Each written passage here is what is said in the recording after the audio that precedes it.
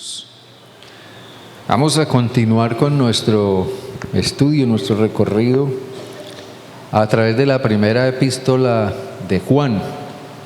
Ya hemos leído, nos han guiado en la lectura del capítulo 2, versículos 7 hasta el 17. Entonces abra su Biblia allí, por favor. Quiero que siga conmigo esta mañana la reflexión que vamos a hacer sobre esta porción de primera de Juan 2, 7 hasta el 17. ¿Lo tiene listo? Bien. Entonces, por favor, incline su rostro y ore. Usted tiene ahí su Biblia, tiene ahí la palabra de Dios con usted, abierta ante usted. Recuerde que no siempre es usted el que lee la Biblia, es la Biblia la que lo lee a usted. Dejemos que sea la palabra de Dios la que nos lea a nosotros esta mañana. Incline su rostro y ore, abra su corazón a la palabra del Señor hoy. Qué bueno, Dios, es estar ante tu palabra. Es como estar ante un escáner. Un escáner nos lee y diagnostica lo que hay en nuestro cuerpo. Tu palabra nos lee y saca a la luz lo que hay en nuestra alma, nuestra vida. Tu palabra también nos habla, nos reta, nos desafía. Cada día, Señor, a seguir adelante, permanecer firmes, aprender, crecer. Ser cada día mejor de lo que somos.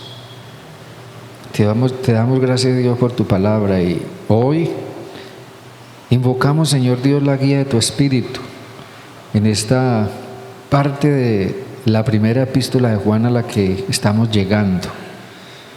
Señor Dios, que lo que hoy tu palabra nos diga a través de este texto, Señor, podamos aplicarlo a nuestra vida como personas, como familia, como iglesia. Habla y ministra tu palabra a nuestros corazones y que ella haga en nosotros lo que tú quieres.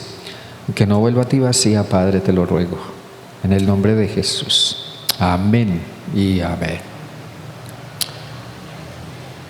Bueno, al llegar a esta parte de primera de Juan, capítulo 2, versículos 7 al 17, comenzamos a darnos cuenta quién es Juan, al menos en su sentido espiritual, pastoral. Juan es el pastor que, por estar en la posición en la que está, puede ver cómo están sus ovejas, qué peligros, qué riesgos amenazan a sus ovejas. Eso es lo que hacen los pastores, no solo los pastores de las iglesias. Un pastor de ovejas siempre está pendiente de qué necesitan sus ovejas, qué peligros amenazan a sus ovejas. Y ese es Juan. Juan está pendiente de qué cosas están siendo una amenaza para la iglesia, el rebaño de Cristo. Ya hemos visto que Juan acaba de describirnos la manera adecuada de considerar a Cristo, de tener una idea, un concepto claro, sano de Cristo. Pero también nos ha descrito cuál es la manera adecuada para tratar con el pecado. No se trata de, es que yo no soy pecador, es que yo no hago nada malo, es que yo esto, que yo lo otro. No se trata de decir que el pecado es cosa de poca importancia, no. Él trata de hacernos ver cuál es realmente la realidad del pecado, según los parámetros de Dios, y no según la perspectiva de esa ideología que se había metido en la iglesia, promovida por quienes tenían un pensamiento gnóstico. Ya hemos hablado de eso y vamos a hablar un poco más hoy. Y el asunto es que cuando se presentan en la iglesia, entre comillas, cristianos que insisten en que son cristianos, que son buenos cristianos o que son mucho mejor cristianos que otros, pero reflejan un perfil que no corresponde a los delineamientos bíblicos. Entonces se crea una gran confusión, una confusión que puede afectar a muchos creyentes. ¿Cómo puede ser posible que este diga, este de aquí, este de allá diga que es cristiano, si miren cómo vive? ¿Cómo puede ser posible que aquel otro o aquella de allá diga que es cristiana, si mire cómo habla, mire las ideas que tiene, o mire la conducta que tiene en su vida? Entonces, es necesario, bajo la perspectiva pastoral de Juan, es necesario, y yo creo que el Espíritu Santo también está allí guiándonos a hacerlo, establecer parámetros o tal vez fortalecer los parámetros claros a fin de que pueda conservarse el enfoque correcto de lo que es ser cristiano y de lo que es la vida cristiana. En otros tiempos, un tanto lejanos en la historia, eso se llamó ortodoxia. Hoy simplemente la ortodoxia se entiende como un enfoque claro, correcto de la doctrina y del efecto de la doctrina en la vida de las personas, de tal manera que la vida debe reflejar lo que creo. Y eso debe estar dentro de los parámetros correctos, de acuerdo a la revelación de Dios. Ahora, Juan agrega otro elemento básico de ese perfil que él va delineando de lo que es un verdadero cristiano. Él como que nos obliga a preguntarnos, bueno, ¿quién es un cristiano verdadero? No sé si alguna vez usted se ha hecho la pregunta a sí mismo, bueno, yo sí soy un cristiano de verdad, yo realmente sí soy un verdadero cristiano. De pronto nos ha pasado a muchos que nos hemos hecho esa pregunta. ¿Se ha preguntado alguna vez usted? Y la pregunta es importante. Juan nos encamina a hacernos esa pregunta: ¿quién es un cristiano verdadero? Entonces él comienza ya a delinearnos un perfil.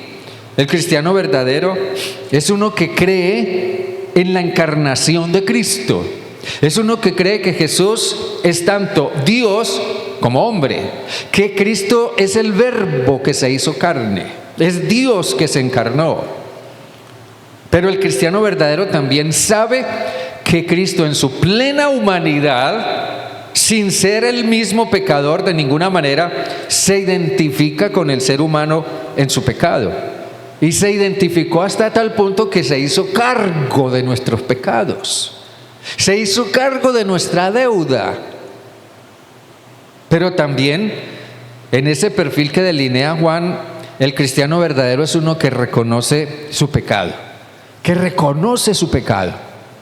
que como Isaías en su visión de Dios, de pronto se sintió espiritualmente desnudo ante Dios, ante la mirada de Dios. Y lo único que puedo decir fue: ¡ay de mí! Que soy hombre inmundo de labios y habito en medio de un pueblo que tiene labios inmundos, y aún así mis ojos han visto al Señor. El cristiano verdadero reconoce su pecado ante la perspectiva de Dios, pero también lo confiesa, y lo confiesa a Dios. Sabe que su pecado es un asunto que solo puede resolver de una manera muy íntima, muy personal, con Dios. Yo no puedo resolver mi pecado con nadie más. Nadie puede resolver mi pecado. Solo puedo resolverlo delante de Dios. Entonces ahora Juan agrega otro elemento al perfil. El cristiano verdadero es aquel que practica el nuevo mandamiento. Y de eso es de lo que vamos a hablar esta mañana. El cristiano verdadero es aquel que practica el nuevo mandamiento. Por eso quiero hablar hoy del tema, un factor que contrarresta. Un factor que contrarresta. Porque la arremetida del mal, y la iglesia no está exenta de verse arremetida por el mal, y ha sido siempre así, y está siendo así hoy, la arremetida del mal solo se puede contrarrestar con la práctica de un verdadero amor. Hay un dicho muy conocido que dice, o al menos la idea es que si yo tengo un bulto de manzanas y todas están buenas, pero una sola manzana que esté mala, que esté podrida, contamina y daña a todas las demás, ¿verdad? Hay un dicho que dice así. Y esto lamentablemente lo vemos de alguna manera todo el tiempo, en diferentes esferas de la vida. Y esto se da por la influencia nociva de una manzana mala.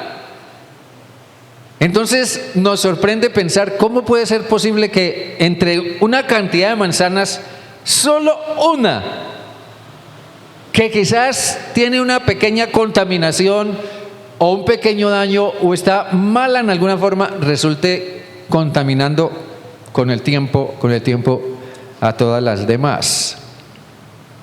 Por eso es que las demás manzanas se echan a perder. Y eso es lo que estaba pasando en la iglesia a la que escribe Juan. Un día llegó una manzana en alguna forma mala y poco a poco comenzó a contaminar a todas las demás manzanas. Pero el problema era, bueno, ¿y qué hago con las manzanas que han sido influidas por las malas? ¿Qué hago con las manzanas que han sido contaminadas por las manzanas malas? En un sentido literal, nosotros tendríamos que hacerlas a un lado, porque quizás es lo que nos sugiere el refrán. Si las demás han sido contaminadas, pues hay que desecharlas, hay que hacerlas a un lado, hay que deshacerse de ellas. Eso es lo que haríamos nosotros normalmente. Pero ya hemos dicho que como el gnosticismo, con su ideología, su manera de pensar, había contaminado en gran medida la iglesia con sus falsas ideas acerca de Cristo y acerca del pecado. Por ejemplo, fue el gnosticismo el que impulsó a líderes como Pablo a escribir epístolas como la de los tesalonicenses, e impulsó a Juan a escribir su evangelio y también su primera epístola. Todo eso fue lo que impulsó a estos líderes cristianos a escribir defendiendo la doctrina de Cristo. Por ejemplo, escribiendo a los colosenses, Pablo les decía, miren que nadie los engañe. En otras palabras, que nadie los contamine, que nadie los afecte, que nadie les haga daño por medio de filosofías y huecas sutilezas basadas en las tradiciones de los hombres, conforme a los elementos del mundo y no según Cristo. Y Pablo hace aquí una gran afirmación, porque en Él, o sea, en Cristo, habita corporalmente toda la plenitud de la divinidad. Cristo es tanto humano, corporalmente hablando es humano, pero divinamente hablando es Dios, también es Dios. Y probablemente la vida de muchos creyentes cristianos se vio afectada por esas ideas y también por la idea equivocada del pecado. Entonces eso trajo estancamiento al crecimiento espiritual. Muchas personas fueron desviadas de su fe, y si eso continuaba así, la iglesia perdería su identidad y su testimonio. Y eso es lo que Juan ve desde la distancia. La iglesia está en un gran peligro por causa de la ideología gnóstica. El gnosticismo era una de las ideologías filosóficas más prominentes del siglo I. No era un movimiento, hasta ese momento por lo menos, no era un movimiento organizado. Era solamente una manera de pensar que se estaba difundiendo ahí en un sentido virtual a través de la forma de pensar y hablar de la gente. Y esa forma de pensar fue llegando a la iglesia. Era hasta ese momento solo una forma de pensar y de hablar, de manejar ciertas ideas y ciertos conceptos. Es solamente hasta comienzos del siglo II después de Cristo que comienza el gnosticismo a verse organizado como un movimiento. Incluso comienzan a surgir iglesias gnósticas, iglesias entre comillas cristianas gnósticas. Y nosotros podemos ver muchas alusiones, muchas referencias al gnosticismo en casi todas las epístolas del Nuevo Testamento. Pero eso sería otra historia. Ahora bien, el ataque de las ideologías ha sido una constante en toda la historia de la iglesia. No solamente es un problema de hoy, y siempre las ideologías llegan como lobos rapaces haciendo estragos en el rebaño, y siempre encuentran ovejas desprevenidas, encuentran ovejas vulnerables que por causa de esa condición se dejan arrastrar por las ideas que llegan o por las ideas que recogen por ahí o las ideas que escuchan, o porque por allá alguien, un personaje muy importante o muy influyente dijo tal o cual cosa, o porque un pastor, un predicador por allá muy sobresaliente dijo tal o cual otra cosa. Entonces las ovejas vulnerables se van dejando arrastrar por eso. Por eso Juan insiste en la necesidad de recomponer las cosas en su debido sentido. Nos presenta entonces lo que podríamos llamar un factor que contrarresta. Un factor que contrarresta, algo que contrarreste eso. Dado que esa influencia nociva de las ideologías es inevitable, tiene que haber un factor que la contrarreste. ¿Vamos bien, hermanos? ¿Amén? Es decir, ahora Juan apela al sector de la iglesia que no cayó en la herejía gnóstica. Al sector que no cayó en la herejía gnóstica. Por eso en el versículo 12, mírenlo bien en su Biblia, dice: os escribo a vosotros, hijitos, porque vuestros pecados os han sido perdonados por su nombre. Os escribo a vosotros, padres, porque conocéis al que es desde el principio. Os escribo a vosotros, jóvenes, porque habéis vencido al maligno. Os escribo a vosotros, hijitos, porque habéis conocido al Padre. Os escribo a vosotros, padres, porque habéis conocido al que es desde el principio. Os he escrito a vosotros, jóvenes, porque sois fuertes, y la palabra de Dios permanece en vosotros, y habéis vencido al maligno. Es decir, en la iglesia había un sector, un grupo de personas que no habían caído en la herejía gnóstica.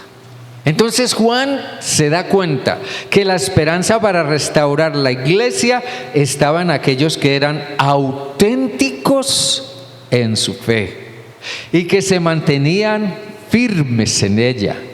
La esperanza de la iglesia estaba en aquellos que realmente eran fieles al Señor y que de verdad eran personas que estaban creciendo espiritualmente y reflejaban una vida de santidad. Esas personas eran la esperanza de la iglesia y tenían la responsabilidad de servir como factor o elemento de contención, un elemento que contrarrestara el influjo de las ideologías equivocadas. A esas personas o a ese sector de la iglesia, Juan les hace ver varias cosas. Y yo ruego al Señor, porque en esta iglesia no haya un sector que sea auténtico a Cristo, sino que todos seamos auténticos en Cristo. Amén, hermanos. Que todos seamos creyentes auténticos, santos auténticos, fieles al Señor Jesucristo y firmes en sus caminos. porque es también a esos creyentes de hoy como quienes formamos parte de esta congregación a los que a través de este texto nos habla el Señor por medio de la inspiración del apóstol Juan. Entonces Juan, si bien le hace ver a la iglesia, a su iglesia, nos hace ver también a nosotros hoy varias cosas con respecto a esto, con respecto a este factor de contención, teniendo presente la amenaza de las cosas equivocadas, ideas equivocadas que pueden infiltrarse en nuestra fe y en la iglesia. Una primera cosa entonces que Juan les hace ver, era necesario, para esta iglesia era necesario volver al modelo visto en Jesús. Era necesario volver al modelo visto en Jesús. Miren lo que dicen los versículos 7 y 8. Hermanos, no os escribo un mandamiento nuevo, sino el mandamiento antiguo que habéis tenido desde el principio. Este mandamiento antiguo es la palabra que habéis oído desde el principio. Y sin embargo, os escribo un mandamiento nuevo, que es verdadero en él y en vosotros, porque las tinieblas van pasando y la luz verdadera ya alumbra. Déjenme decirles esto de esta forma. El gnosticismo había dañado con sus ideas, con su infiltración en la iglesia. Había dañado la base de las relaciones fraternales, dividiendo la iglesia. Es muy triste que una iglesia se divida o que en una iglesia haya división. Unos piensan una cosa y opuestamente otros piensan en otra. No, eso es una tragedia para la iglesia. Pero en la iglesia a la que Juan le escribe, las relaciones fraternales se afectaron y la iglesia se dividió. Y es indudable que en una iglesia dividida, en la que unos se creen más buenos que otros, en la que unos se creen más espirituales que otros, en la que unos se creen menos pecadores o nada pecadores y los pecadores son los otros, el amor fraternal va a verse socavado permanentemente. Entonces la tentación para los que, entre comillas, andaban bien, los que se consideraban que estaban muy bien, era menospreciar a los que andaban mal. En esa iglesia predominaba la filosofía aquella de yo estoy bien, tú estás mal. Esa era la idea que permanecía en esa iglesia. Entonces, el mandamiento antiguo, que al mismo tiempo es nuevo, eso es raro, ¿verdad? Como un mandamiento antiguo puede también ser al mismo tiempo nuevo. Pero ese mandamiento antiguo, que al mismo tiempo es nuevo, es ante todo una clara referencia al mandamiento nuevo del que habló Jesús. Antes de que Jesús llegara al final de su ministerio, de su vida, entre muchas otras cosas, Jesús le dijo a sus discípulos: yo les voy a dar un mandamiento nuevo. Ámense los unos a los otros. Miren bien, eso les dijo Jesús. Les voy a dar un mandamiento nuevo. Ámense los unos a los otros. Ese mandamiento antiguo del que habla Juan es una referencia a ese mandamiento nuevo del que habló Jesús. Pero ese mandamiento antiguo, que al mismo tiempo es nuevo, es el mandamiento que nunca cambia, que nunca se altera. Desde el Antiguo Testamento, en el libro de Levítico, está escrito en el capítulo 19, versículo 18, está escrito: ámense los unos a los otros. Y está escrito: amarás a tu prójimo como a ti mismo. Eso viene desde el libro de la ley, desde el libro del Antiguo Testamento. En ese sentido, ese mandamiento era antiguo. Pero ese mandamiento antiguo es uno que nunca cambia, vuelvo y repito, ni se altera. Pero ese mandamiento, al ser descuidado, es preciso volver a aplicarlo. Cuando ese mandamiento se descuida, sí, sigue siendo el mismo mandamiento antiguo, pero cuando se descuida, cuando se enfría, cuando en alguna forma ese mandamiento se altera, entonces hay que volver a aplicarlo. Hay que volver a buscar nuevas formas de ponerlo en práctica. Ese mandamiento antiguo, que ahora es nuevo otra vez, o sea, que requiere una nueva aplicación en unas circunstancias concretas, era preciso llevarlo de una dimensión legalista a una dimensión práctica. A la luz de la ley, lo que una persona hace siguiendo la ley es legalista. Entonces, la gente en los tiempos del Nuevo Testamento decía, no, es que la ley dice que debo amar a mi prójimo. Y mi prójimo es la persona que se identifica conmigo en todo. Se identifica conmigo en la cultura, en la raza, en la forma de pensar, en la fe. Y yo solamente voy a amar a esas personas. Pero el que no está dentro de esos parámetros, yo no lo voy a amar. No tengo por qué amarlo. ¿Ya? Y los judíos eran así. Ellos no amaban a nadie que no fuera judío. Por eso ellos tuvieron tantos problemas para llevar el mensaje del evangelio a los que no eran judíos. En ese sentido, ese mandamiento se fue descuidando. Se fue descuidando paulatinamente. Entonces era preciso llevarlo de esa dimensión legalista equivocada a una dimensión práctica.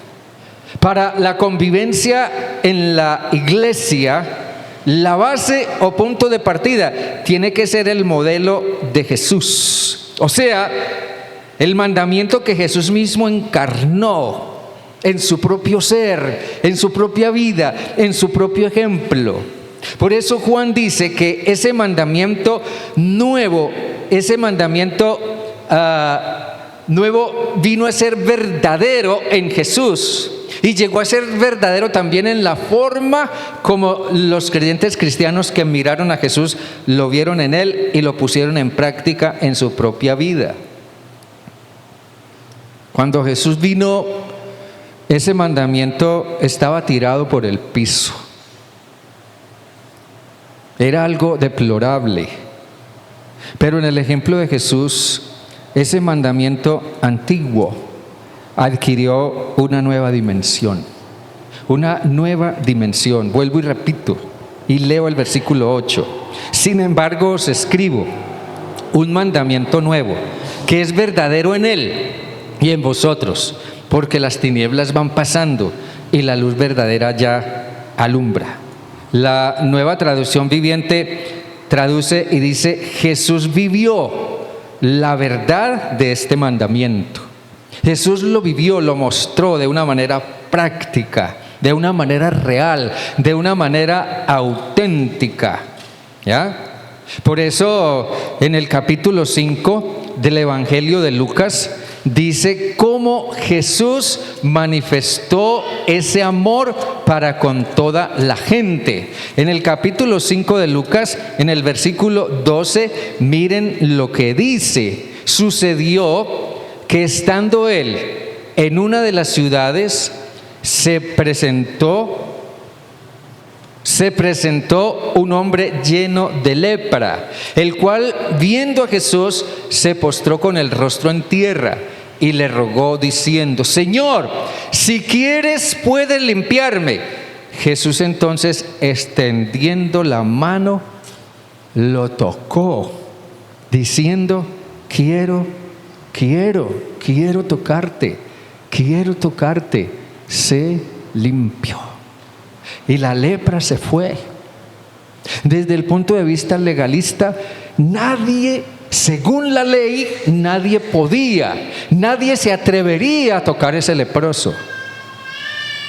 Pero Jesús fue más allá de la ley, incluso por encima de la ley.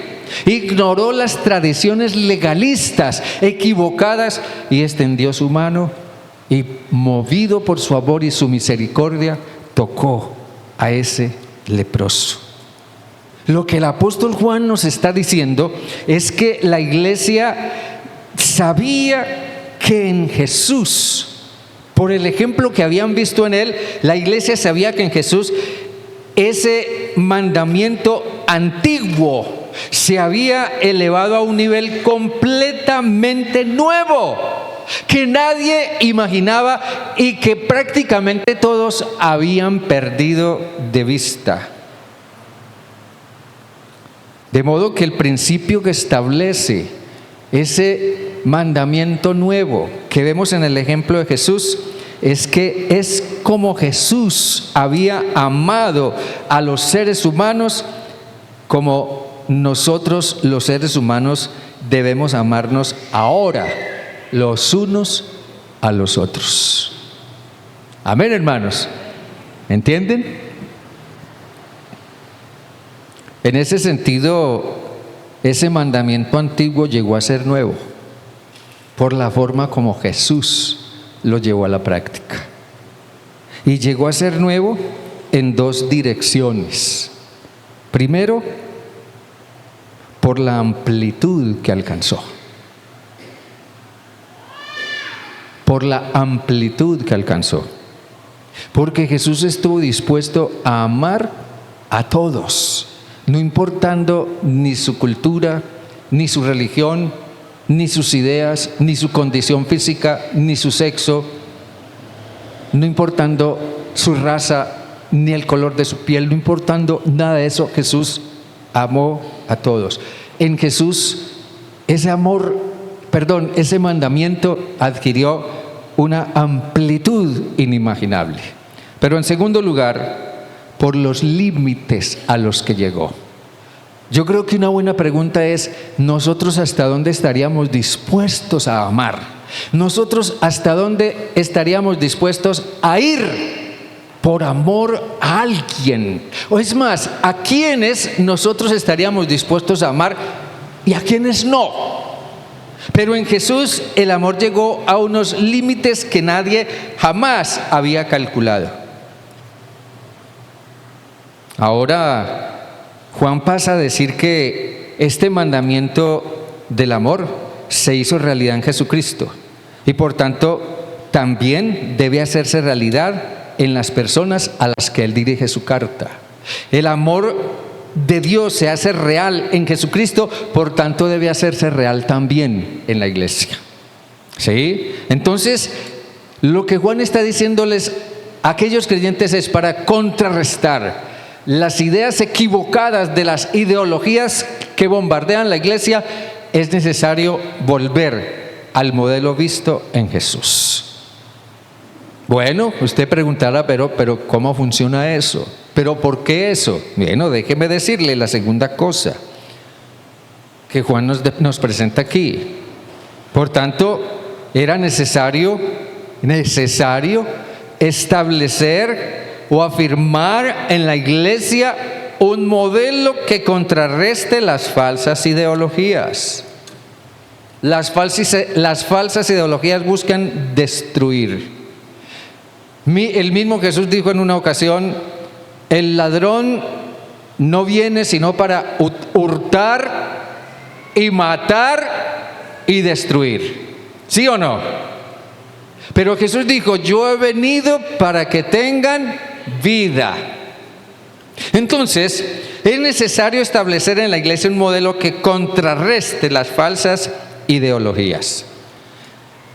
Aquí tal vez es preciso definir de una manera más clara, permítame usar el término más contextual, el gnosticismo en su sentido práctico. Digámoslo de esta manera: las personas con ideas gnósticas, las personas así, en ese tiempo, cuando Juan escribió esta epístola, eran muy amigos del pensamiento elevado, del pensamiento esotérico. El esoterismo se refiere a que hay cosas que son tan impenetrables, hay cosas que son de tan difícil acceso para la mente, que solo ciertas personas esclarecidas, inteligentes y con cierto don de conocimiento pueden penetrar y pueden conocer. misterios, grandes misterios que solo ciertos privilegiados pueden conocer o entender o a los cuales pueden acceder. Y esas personas se vincularon a la iglesia. Esas personas con esa forma de pensar, con esas ideas, con esos enfoques, digamos, filosóficos, se vincularon a la iglesia y asumieron la actitud de que ellos entendían la vida cristiana de una manera más elevada y mejor que nadie. A veces nosotros nos encontramos con hermanos en la iglesia que piensan así, que les escuchamos hablar así, o a veces nos encontramos con personas por ahí de otras denominaciones que parecieran hacernos ver que ellos son mejores que todos los demás cristianos y son mejores que nosotros y que tienen una manera más elevada de pensar. Entonces estas personas con ideas gnósticas comenzaron a difundir la idea de que, bueno, no hay que ser tan consagrado, no hay que ser tan estricto en las cosas espirituales, no hay que ser tan fanático. Que si Dios es amor, claro que Dios es amor. Entonces, si Dios es amor, Él ama a toda persona, sin que le preocupe su condición moral. A Dios no le preocupa tu condición moral o tu identidad sexual, cualquiera que sea. No, porque Dios es amor. Que la condición moral, cualquiera que sea que tenga, es buena. Es buena porque Dios me creó así, Dios me hizo así. Dicen también, la vida cristiana es muy buena. Claro que la vida cristiana es buena. Los gnósticos no creen, los gnósticos no niegan que la vida cristiana es buena, pero ellos dicen, hay que saberla vivir. Hay que saber vivir la vida cristiana sin necesidad de incurrir en exageraciones. Se puede ser cristiano y mundano al mismo tiempo. Estas personas con ideas gnósticas eran el típico tipo de personas que llevan una vida cristiana superficial, tibia y a veces de doble moral y sin ningún fruto que valga la pena, con más interés en sus propios proyectos que en su vida espiritual. Este tipo de cristianos no demostraban en absoluto ningún amor, porque a ellos no les interesaba el impacto de su estilo de vida en los demás creyentes. Desafortunadamente, muchos cayeron en la trampa, pero resulta que otros no. Pero la iglesia se dividió, como decíamos al principio, y entre los que decían que no tenían pecado y los que llevaban una vida piadosa. Por eso en el versículo 12 dice que en la iglesia a la que Juan escribió había gente que llevaban una vida piadosa. Él dice, os escribo a vosotros, hijitos, porque vuestros pecados os han sido perdonados. Y él dice Juan, os escribo a vosotros, padres, porque conocéis al que es desde el principio. Y os escribo a vosotros, jóvenes, porque habéis vencido al maligno. Había gente que llevaba una vida piadosa en la iglesia. Ahora Juan se dirige precisamente a esa parte de la iglesia, los que llevan una vida piadosa. Y a veces, desafortunadamente, en muchas iglesias, los que llevan una vida piadosa, sincera, auténtica, no son muchos. Por eso yo ruego, porque en esta iglesia todos llevemos una vida piadosa. ¿Y saben por qué? Porque la gente piadosa y madura es el modelo que salvaguarda la comunión, la unidad de la iglesia. ¿Cuántos dicen amén? Vuelvo y repito, la gente piadosa y madura es el modelo que salvaguarda la comunión o la unidad de la iglesia. Yo les digo sinceramente, a mí me encanta esto. Es esa clase de gente a la que hace referencia Pablo cuando escribió a los Efesios. En el capítulo 4, los versículos 1 al 3. Un texto que me gusta citar a veces mucho. Efesios 4, 1 al 3. Yo pues, dice Pablo, preso en el Señor, os ruego que andéis como es digno de la vocación con que fuisteis llamados. En otras palabras, sean piadosos, sean auténticos en su fe, sean sinceros en su fe.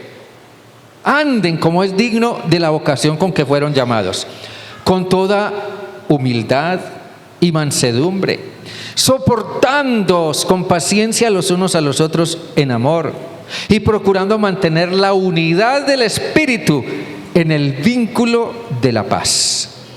La gente piadosa y consagrada al Señor, firme en su fe y claros en su testimonio, tienden a marcar una pauta que solo podrán seguir aquellos que quieren ser como ellos. Con la referencia de Juan a hijitos, la palabra para hijitos que Juan utiliza aquí es una palabra que puede traducirse también como niños, infantes. Esa referencia de Juan a hijitos, jóvenes y padres, ¿verdad? A los que él dice. Con eso, en realidad, lo que el apóstol Juan está queriendo decir es, o lo que él busca es representar 3 etapas diferentes en la vida espiritual de la iglesia. Miren bien, síganme aquí. Juan busca ayudarnos a entender que en la iglesia hay 3 etapas o se presentan 3 etapas diferentes en la vida espiritual.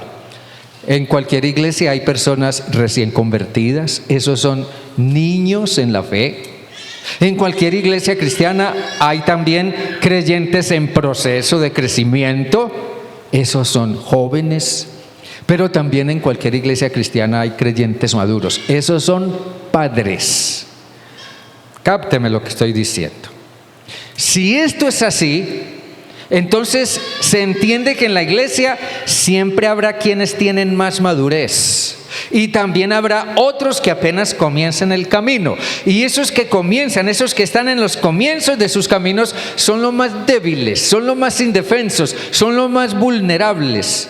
Entonces se entiende que los padres, o sea, los más maduros de la iglesia, deben ayudar y guiar a los menos maduros, así como nosotros ayudamos a un bebé para que vaya aprendiendo a defenderse, aprenda a comer, aprenda a caminar y demás, ¿verdad? Así como ayudamos a un niño pequeño. Y eso tiene mucho sentido porque ante la arremetida del mal, ante la arremetida de la herejía, ante la arremetida de las ideologías nocivas, los principales objetivos siempre son los más vulnerables, los más indefensos. Y un recién convertido o un creyente en proceso es altamente vulnerable. 2 cosas quiero subrayar aquí a la luz de esto. Los que son maduros en la fe, conocen el proceso de crecimiento. Entiéndame bien, los que son maduros en la fe conocen el proceso de crecimiento porque lo han vivido, lo han experimentado, porque ese es un camino que ya ellos han andado. Son los que Dios ha puesto en la iglesia para que le señalen, digamos, a los iniciados hacia dónde apunta la vida cristiana. Son los que son capaces de darse cuenta que un creyente cristiano que apenas está comenzando la vida cristiana está yendo por el camino correcto y lo alientan y le dicen: por ahí vas bien. Pero se dan cuenta cuando también está torciendo el camino, entonces con amor le llaman la atención y le dicen: mijito, mijita, por ahí no es por aquí. Ayudan, guían a otros en su camino en la vida cristiana.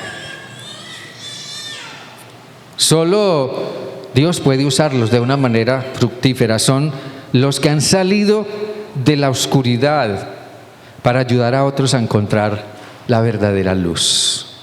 Pero también los que son maduros saben discernir lo que viene del mundo y lo que viene de Dios. Muchas veces, tal vez muchos padres han pasado por la experiencia con sus hijos adolescentes, sus hijos, sus hijas. Hijo, eso que estás haciendo no te conviene.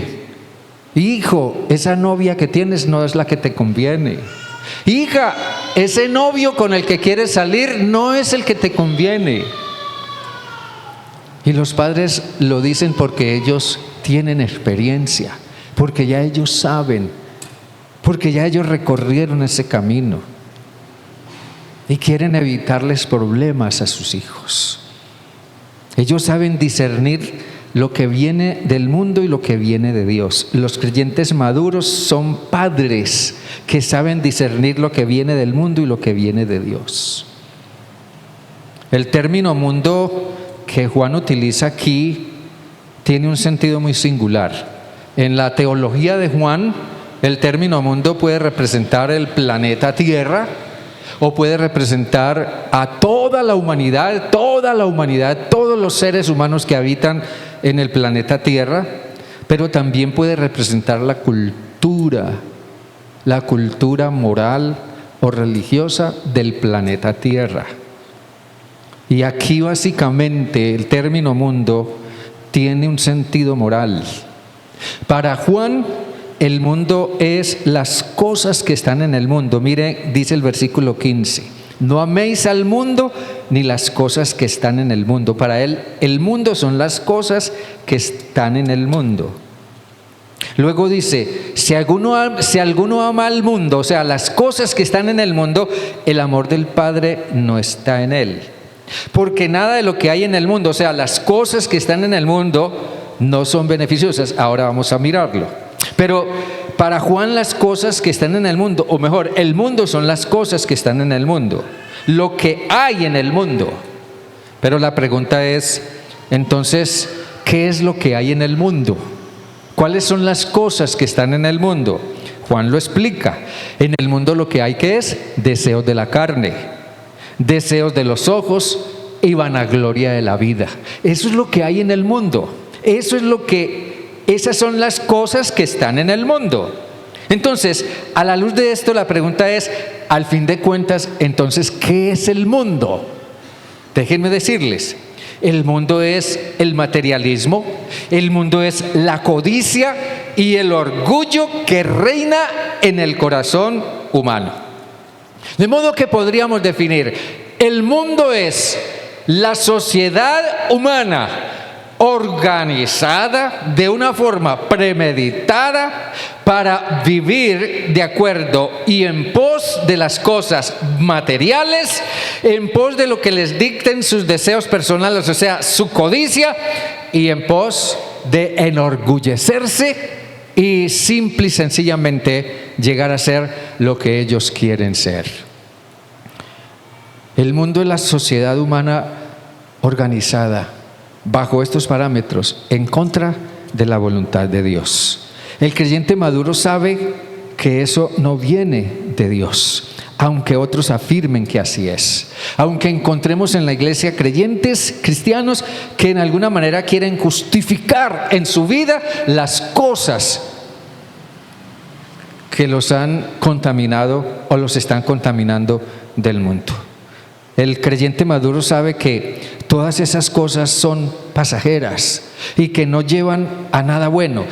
Los que no andaban bien en la iglesia a la que escribe Juan, los que no entendían, los que confundían lo malo con lo bueno, los que pretendían ser cristianos y mundanos al mismo tiempo, ellos tenían que ver en los creyentes maduros un modelo que les hiciera ver que eso no estaba bien. Y permítanme terminar diciendo, pero también en la iglesia a la que escribe Juan había también la gente madura, o es la gente madura y piadosa, la que promueve un ambiente de amor y sana tolerancia en la iglesia. Ahí dice en el versículo 10, en el versículo 10, el que ama a su hermano permanece en la luz y en él no hay tropiezo. Mírenlo bien, lea bien ese versículo. El que ama a su hermano permanece en la luz y en él no hay tropiezo. La gente madura y piadosa es la que promueve un ambiente de amor y sana tolerancia en la iglesia. Ahora, la tolerancia hoy en día es un término bastante, diría yo, ambiguo, riesgoso. Es un término que cada quien quiere usarlo y aplicarlo a su manera, de acuerdo a su propia ideología. Tolerancia. Pero en el mensaje de Juan, la tolerancia no es una actitud de alcahuetería. Perdónenme que use esa palabra. No es una actitud de alcahuetería. ¿Eres borracho? Ah, bienvenido a la iglesia. No te preocupes por ser borracho. Aquí somos tolerantes. ¿Eres ladrón? ¿Te gusta robar? No te preocupes. Ven a la iglesia, forma parte de la iglesia. Aquí somos tolerantes. ¿Eres gay? ¿Qué importa que seas gay? Ven a la iglesia, forma parte de la iglesia. Aquí somos tolerantes. Esta es una iglesia tolerante. ¿Eres chismoso? Ah, eso no nos preocupa. Somos tolerantes. ¿Eres un adúltero? ¿Eres un vicioso? No, eso no nos preocupa. Somos una iglesia tolerante.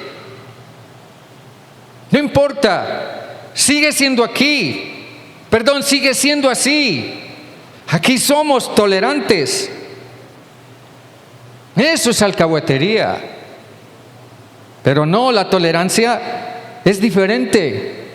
La tolerancia es movida por el amor que sabe aceptar al otro, sí, en la condición en la que está, pero sabe que está en una condición que no está bien y que necesita cambiar.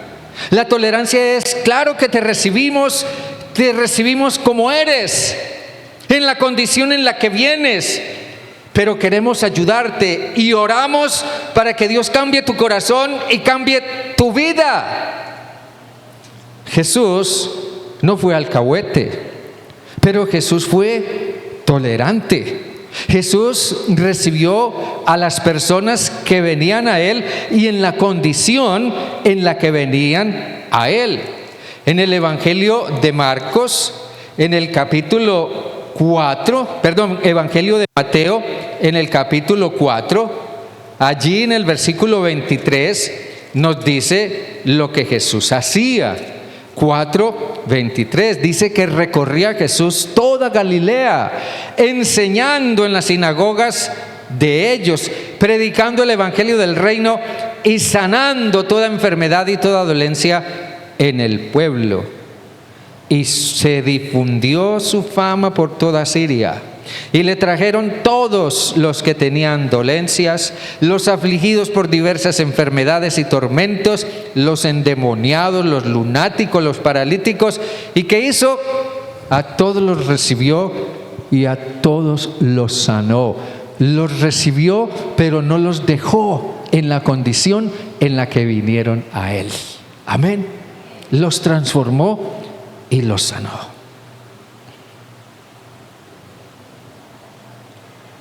El creyente maduro o la gente madura y piadosa no es una piedra de tropiezo para los otros, no es un mal ejemplo, es una persona conciliadora y que guía a otros. Es una persona que ama a su hermano aunque no esté de acuerdo con él o aunque encuentre en él cosas que no le agraden, pero seguirá siendo para ese hermano un ejemplo que lo inspire a cambiar. Amar como Cristo amó le hará a las personas, amar como Cristo amó le hará ver a las personas el pecado en su propia vida.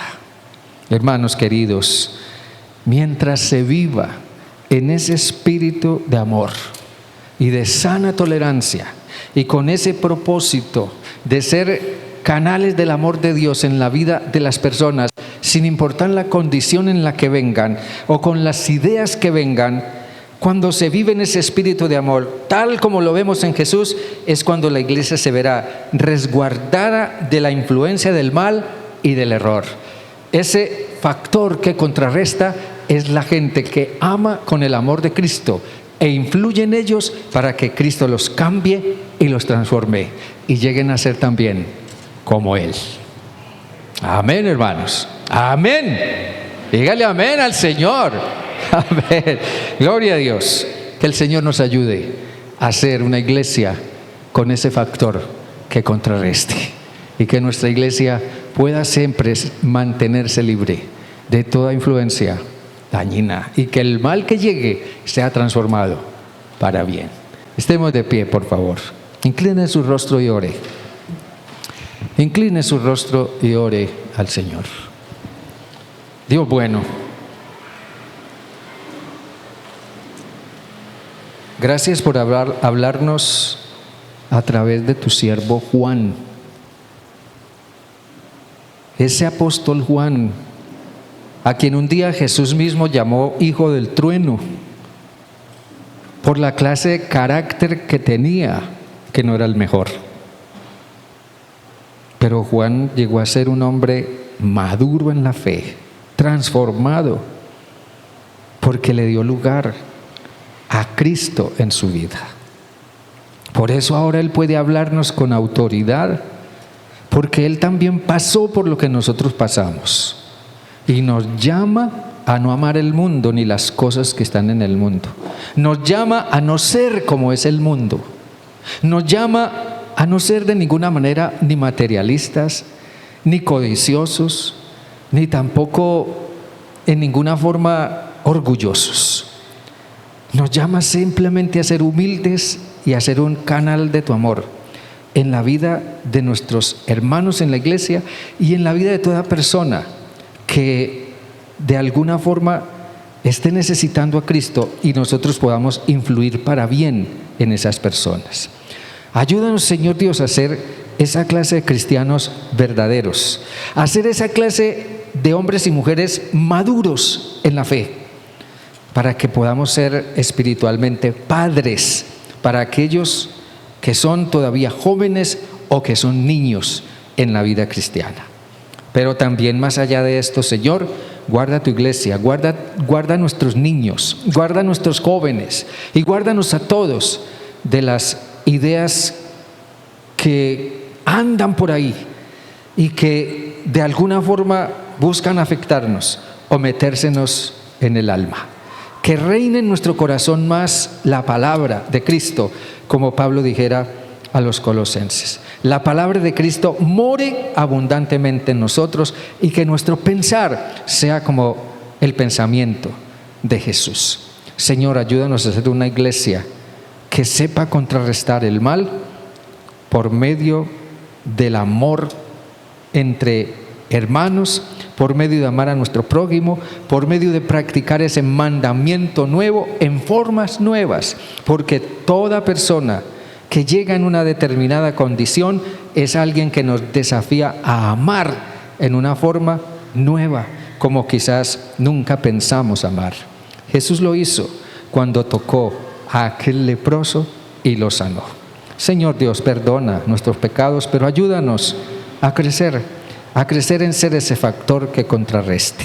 Honra y gloria a tu nombre, Padre, por siempre, en Jesús. Amén y amén y amén. Dios me les bendiga a todos.